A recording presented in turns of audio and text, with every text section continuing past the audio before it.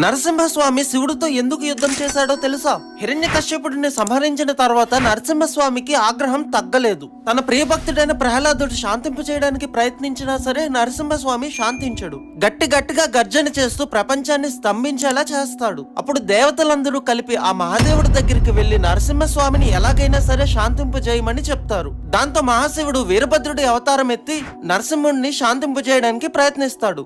అది విఫలమవడంతో శివుడు అతి భయంకరమైన శరభావతారం ఎత్తుతాడు. శరభేశ్వరుడు సింహపు తలతో, గ్రద్ద రెక్కలతో, పదునైన గోర్లతో, పొడవాటి తోకతో ఉంటాడు.